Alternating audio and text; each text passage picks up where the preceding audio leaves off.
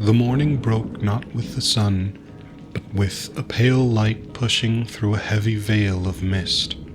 Dew clung to the hedgerows of spindle and hawthorn like sweat on fevered skin, and the ash trees stood as grey silhouettes, sentinels in mourning.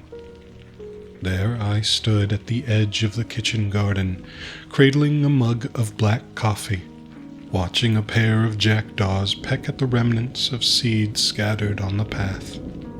In the distance, an old woman moved through the fog towards the woodland.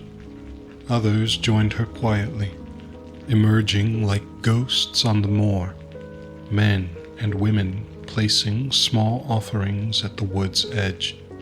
A freshly shot wood pigeon, feathers still damp with blood, a brace of rabbits, a wedge of cheddar cheese, strawberries, and a wicker basket of pink lady apples. One man laid what appeared to be a wooden carving of a fox, weather-worn but clearly treasured. At that moment I felt it, the land holding its breath. They're leaving offerings. It was James, having gotten up earlier to work on the farm before everyone else.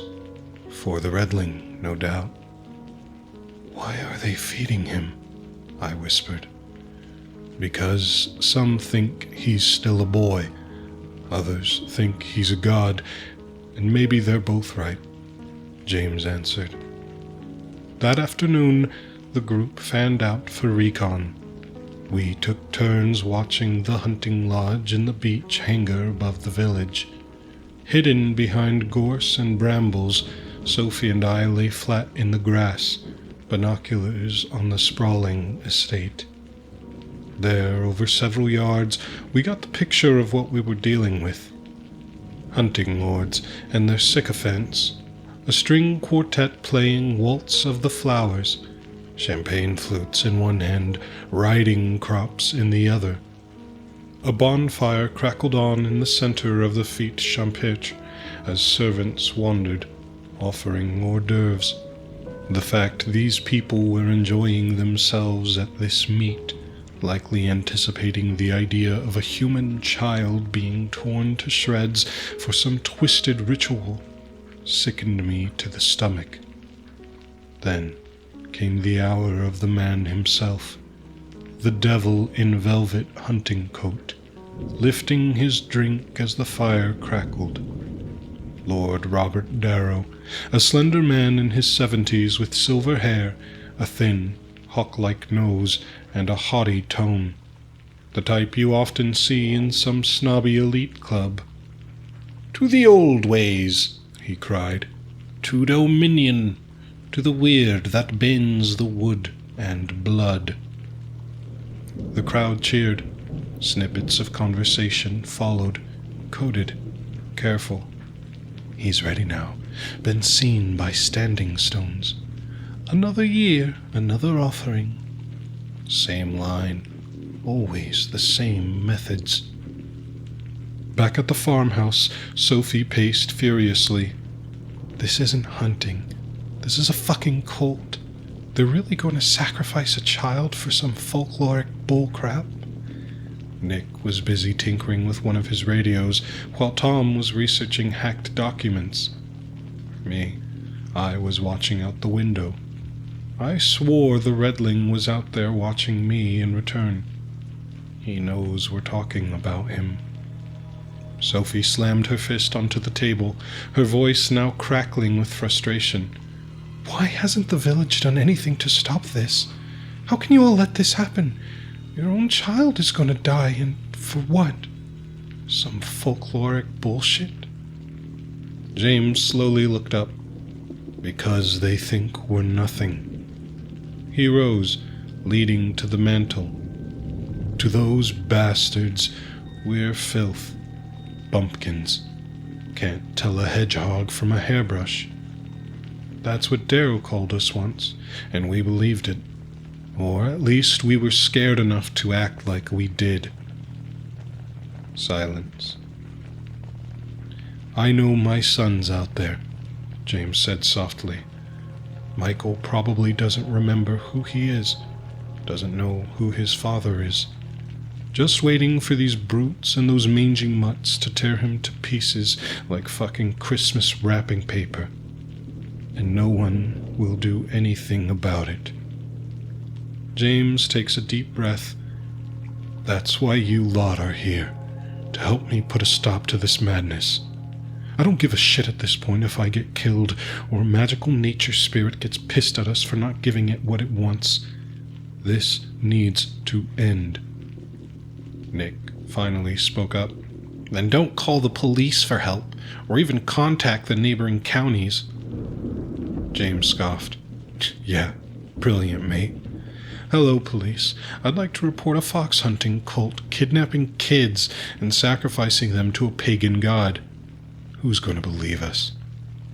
Joe picked something plushy from the mantelpiece. A soft fox plush.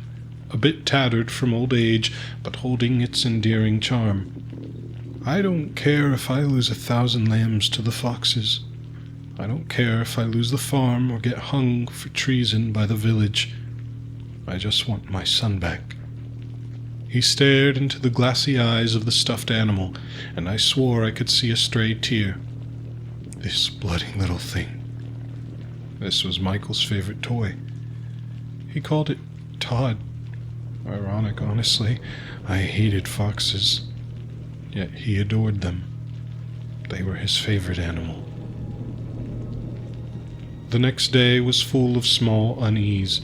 Shrines found along the tree line, bones and woven brambles. A trail camera of Tom's knocked over and snapped in half. Those toffee-nosed bastards, Tom murmured in frustration.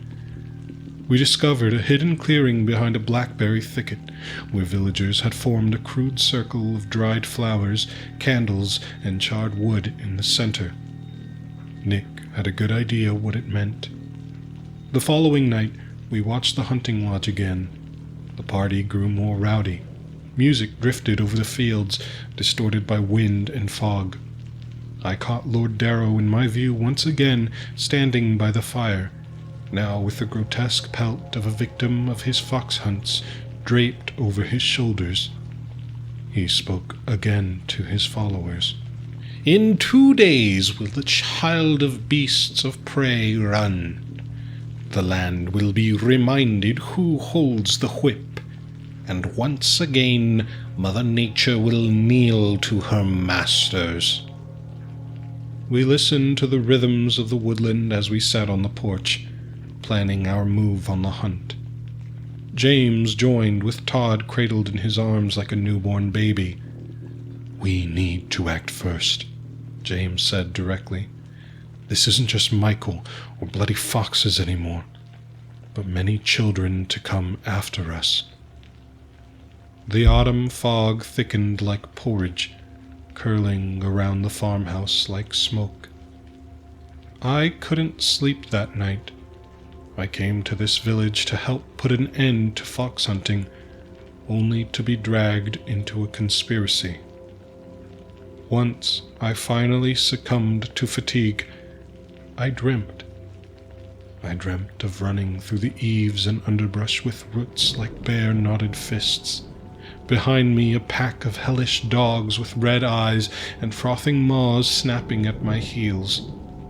Ahead, the redling at the edge of the woods, staring at me with bright amber eyes and whispering, "Would you bleed to stop them?" I snapped out of my nightmare, only to see a fox staring in through my window. Once it noticed I was awake, the beast trotted back into the thickets. What does this all mean? If you enjoyed this story, please head over to Hunt Alex on Reddit. This is part of a larger story, and he has some really great stuff there, so please check it out. If this story is something you're passionate about, check out the Protect the Wild organization, which protects Britain's wildlife from blood sports. Until next time, stay scared.